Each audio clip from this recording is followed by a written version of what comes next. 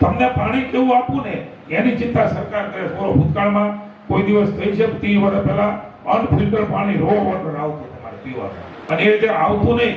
ગામના કુવા હોય અથવા તો એક બોરવેલ હોય, ડાર, એ ડારમાં આપણે ક્ષારવાળું પાણી પીતા. વર્તમાન પેઢી, આવનાર પેઢી, એના માટે નરેન્દ્રભાઈ ચિંતા કરી કે પાણી પણ કેવા પ્રકારનું મારા ગામડાના ખેડૂત અને ખેત મજૂરો પીશે ને એની ચિંતા ભાજપની સરકારે તમે ચૂંટણી.